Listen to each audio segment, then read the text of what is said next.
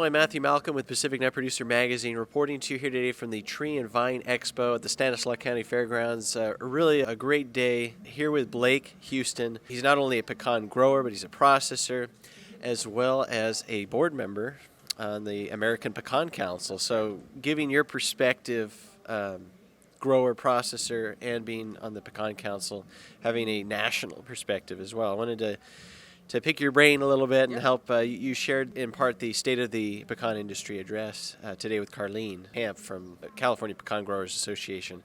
Could you tell us a little bit about what's going on at APC, American Pecan Council, and also what we kind of expect nationally compared to many other states, right? Pecans in California, acreage-wise, is pretty little comparatively. So what happens outside of California often determines what price the California growers are going to get and what they can expect with the market. So what do you have to share with us? Well, I think you hit a lot of great points, and that's true. I mean, California is a very small part of the growing pool on a nationwide and in a global arena. I think the biggest growers right now, I mean, you always talk about Georgia. Georgia is still huge. They're estimating 125 million pounds.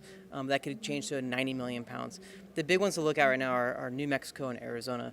There's been a lot of new plantings, a lot of new varieties and improved varieties, different type of planting structures, high density, different hedging programs. I mean, these guys are really doing it big. And I think you're going to see in the near future that those two states are going to be the leaders in the production.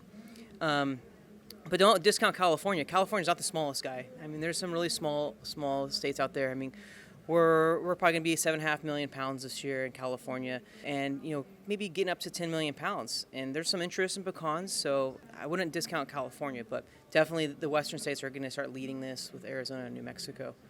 No, that's really exciting. Yeah. I guess you got quite a perspective, as a processor too. And so your company it's H&H, right? Right. And you operate out of Visalia. And you have growers. You mentioned to the audience today. You have quite a network of growers up and down the state, right?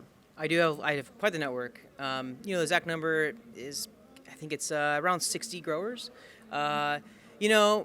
We love all growers, big, small, medium. A majority of those are smaller. 10% of our volume comes from, about 80% of our volume comes from 10% of our growers. So we have a large pool of smaller growers, but we also have some pretty good-sized growers in the area. But yeah, it's really exciting to see the industry growing steadily in California. I think there's been some stall, but like everything else. But there's opportunity, like I said, especially like Carlin's talking about, like water recharge opportunities.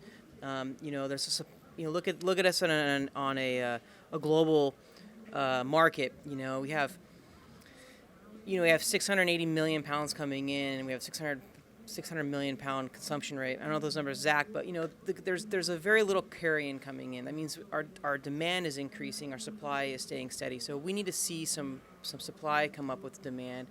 But I think it's really exciting, and I think there's some opportunity there for California and some other states to plant a commodity that can maybe make some money in the future. That's great. Being on the American Pecan Council board, we've had some leadership changes over there recently.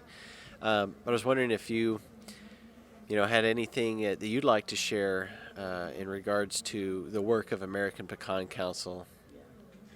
I think that the APC has done an amazing job. I think this is something that our industry needed so badly, and we needed a voice for pecans. And they've taken the little money we've gotten with the assessments, and they've done a wonderful job. I think they've done well with the money. Alex Ott, to help launch this thing, he did a great job getting this going, building a team, getting us to market in the right directions.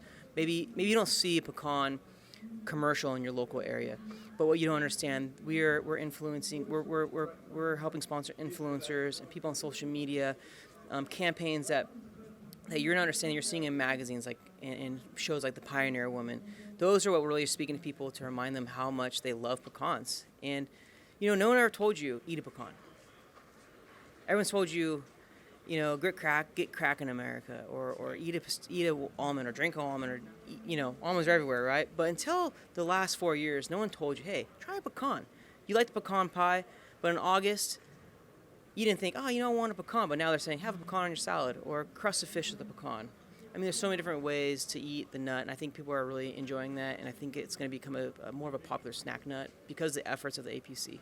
That's really important, because the bulk of pecans in the nation are consumed and purchased right in the holiday season. So really trying to expand that marketability is really important. So I appreciate your service on the board, and we look forward to the new president and some of the new leadership over there moving forward. So thank you for your time here today. Read more about this in Pacific Nut Producer Magazine. I'm Matthew Malcolm, CaliforniaAgNet.com.